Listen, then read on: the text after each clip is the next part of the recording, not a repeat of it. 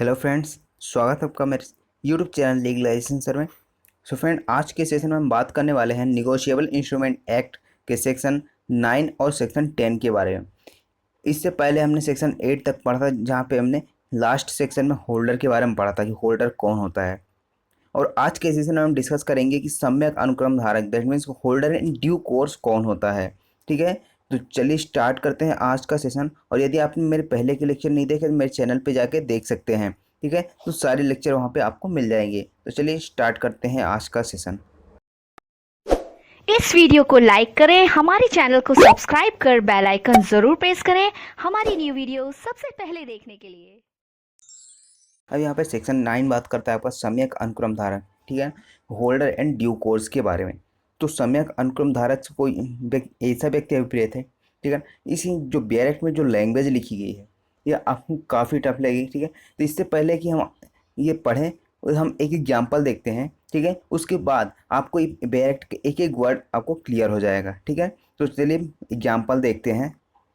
अब मान लीजिए किसी व्यक्ति ने ए को क्या किया है, एक प्रोमिसरी नोट देता है, ठीक है। क्या देता है? Promissory note. अब यहाँ पर क्या हुआ, अब प्रोमिसरी नोट क्या होता है, वचन पत्र क्या होता है, ये सारी चीज़ें हम पढ़ चुके हैं। तो यदि आपने नहीं देखा तो मेरे चैनल पे जाके देख सकते हैं उसको। तो प्रोमिसरी नोट इसको दिया गया। अब यहाँ पर इसने क्या किया, अब ये होल्डर हो गया, मेन होल्डर कौन हो गया यहाँ पर, अब ए हो गया, क्योंकि प्रोमिसरी नोट डायरेक्ट इसी को दिया गया था, किसको, ए को। अब इसने क्या किया, फॉर कंसिडरेशन, मान लीजिए ए क्या करता था, बी का कुछ उधार लगता था, तो बी को कंसिडरेशन के लिए, प्रतिफल के लिए क्या कर दिया, बी को उस वचन पत्र को इंडोर्स कर दिया। दैट मीन्स कि यहाँ पर बी को उसने दे दिया, ठीक है। अब यहाँ पर क्या हुआ कि बी के पास जो प्रोमिसरी नोट था, अब यहाँ पर होल्डर कौन हो गया उसका, बी हो गया प्रोमिसरी नोट का।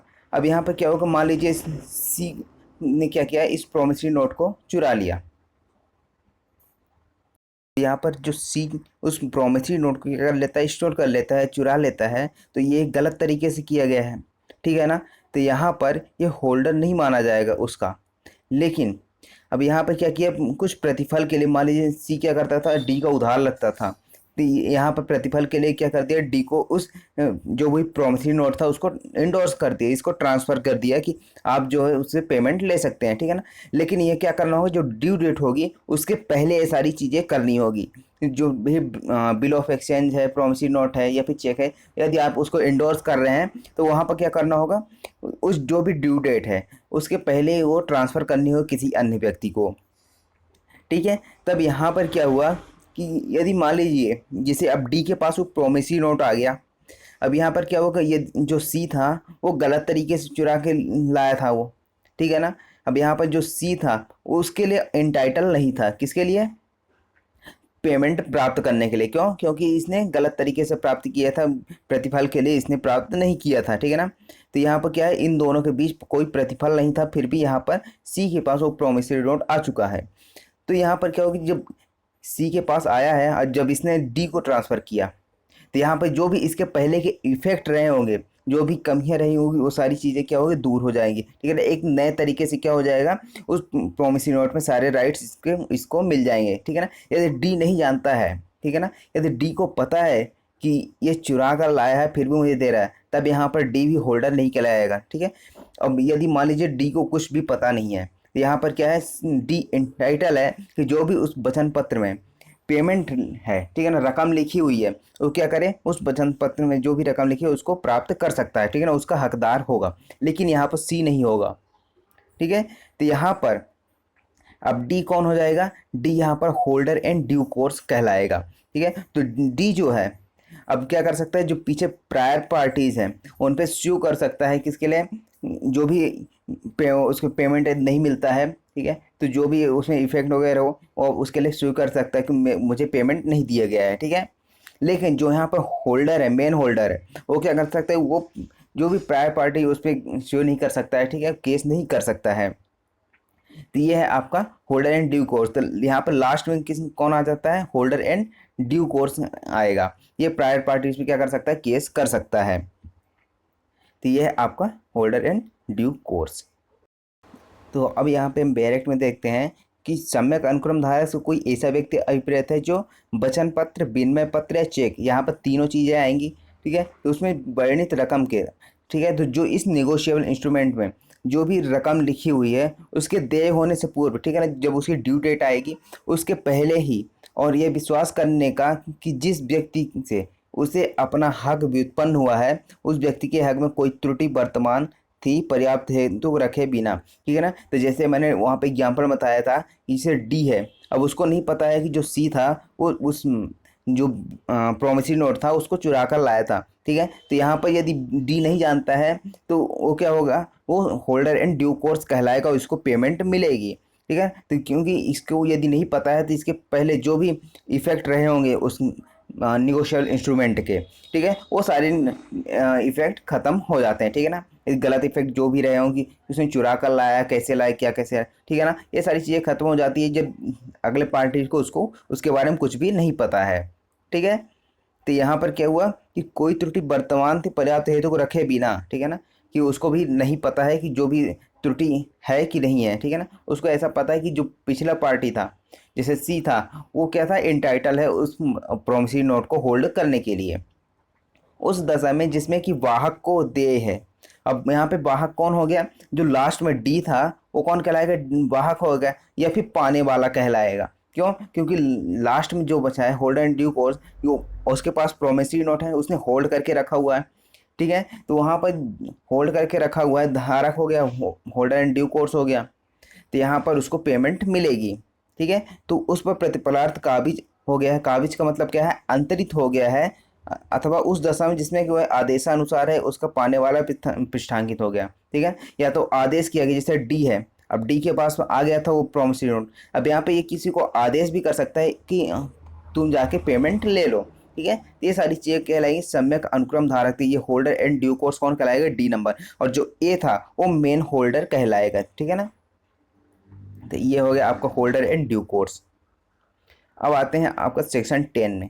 तो सेक्शन 10 हम क्या किए, इसको हेडिंग जो भी एक डिटेल लिखा होता है, एक पैराग्राफ था, ठीक है ना, तो इसमें हमने पॉइंट वाइज कर दिया है। तो सम्यक अनुक्रम में संदाय, अब हमने सम्यक अनुक्रम धारक समझा था, अब सम्यक अनुक्रम में संदाय का मतलब क्या है। इसके अभिप्रेत है कि ऐसा कोई व्यक्ति जिसका लिखत पर कब्जा हो और उसे लिखत के शब्दों के अनुसार सद्भावपूर्वक और उपेक्षा के बिना ऐसी परिस्थितियों में संदाय किया जाना और यह विश्वास करने का युक्तियुक्त आधार हो कि वह व्यक्ति लिखत में वर्णित रकम प्राप्त करने का हकदार है, तो सम्यक अनुक्रम में संदाय कहा जाएगा।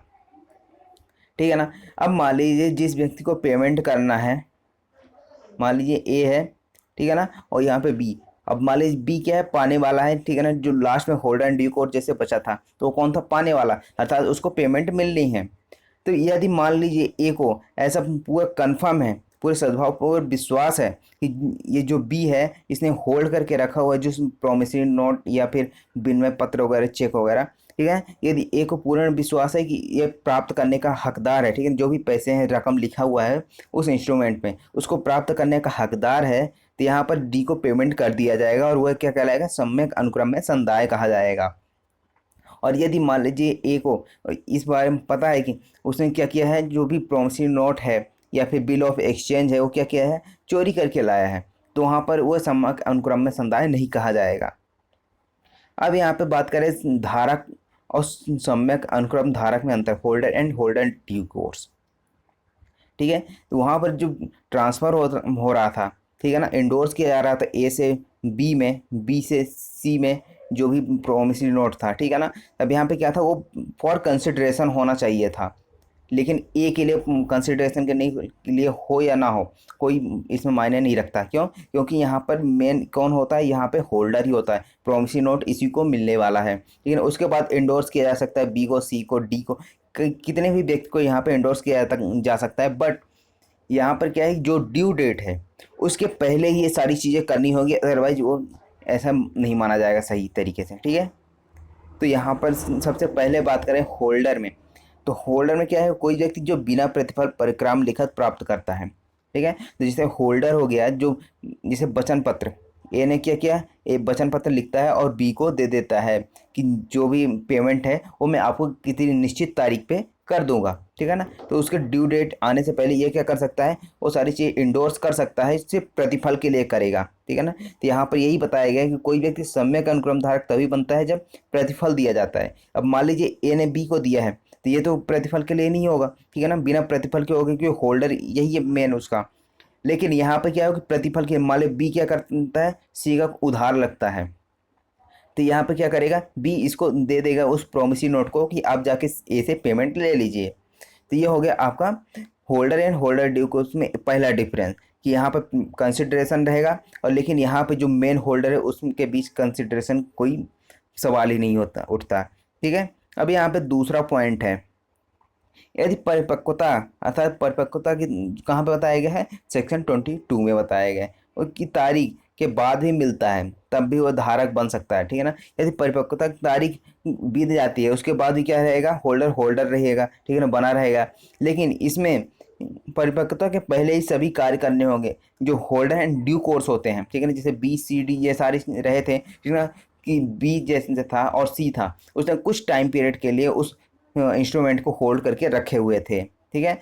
लेकिन जो लास्ट वाला था होल्डर एंड ड्यू कोर्स कहलाया, क्योंकि उसके पास जो भी इंस्ट्रूमेंट था उसके होल्ड करके रखा हुआ था अभी, ठीक है। तो यहाँ पर जब ड्यू डेट आएगी उसके पहले ही यहाँ पर ये सारी चीज़ें करनी होंगी। लेकिन यहाँ पे यदि हो जो ड्यू डेट है उसके बीत जाने के बाद, उसकी तारीख के बाद भी यदि मिलता है उसको, तो भी वो होल्डर बना रहेगा, ठीक है। ये रहा आपको दूसरा पॉइंट। उसके बाद तीसरा पॉइंट है आपका कि सद्भावपूर्वक कार्य ना हो तब भी धारक बन सकता है, ठीक है ना, क्योंकि यहाँ पे गुड फेथ का सवाल ही नहीं उठता, क्योंकि यहाँ पे कंसिडरेशन नहीं होता है होल्डर में। लेकिन यहाँ पे क्या है कि कंसिडरेशन होता है, इसलिए सद्भावपूर्वक कार्य हो तभी सम्यक अनुक्रम धारक बन सकता है, अर्थात इससे पहले वाला धारक उस लिखत का हकदार रहा हो, ठीक है ना। जैसे अब यहाँ पर ए था, ये मेन होल्डर हो गया मान ली बिल ऑफ एक्सचेंज का। अब यहाँ पे इसने क्या किया, इंडोर्स कर दिया बी को। अब बी ने क्या किया है, सी को इंडोर्स नहीं किया है, बट यहाँ पे सी ने क्या है, गलत तरीके से बी से प्राप्त कर लिया है। अब यहाँ पे ए जो था मेन होल्डर हो गया, लेकिन बी जो है वो क्या हो गया, ये तो सही तरीके से प्राप्त किया था, लेकिन जो सी है इसने सही तरीके से नहीं प्राप्त किया है, इसलिए क्या है, ये पेमेंट प्राप्त करने का हकदार नहीं है। उसके बाद धारक जो है अर्थात जो होल्डर है वो प्रायर पार्टी के ऊपर केस नहीं कर सकता, शो नहीं कर सकता है, ठीक है ना, वाद नहीं ला सकता, क्योंकि सद्भावपूर्वक हो भी सकता है इसमें और नहीं भी हो सकता है। लेकिन होल्डर एंड ड्यू कोर्स में हमेशा सद्भावपूर्वक में ही होना चाहिए, और उस पर क्या है, वाद लाया जा सकता है। तो आई होप आपको ये समझ में आया होगा। यदि आपको समझ में आया तो लाइक करें, शेयर करें अपने दोस्तों के साथ, और यदि आप मेरे चैनल पर नए हैं तो सब्सक्राइब करके बेल आइकन प्रेस कर लें, ताकि आने वाले वीडियोज़ की नोटिफिकेशन आपको मिलती रहे। Thank you so much for watching legalisation sir.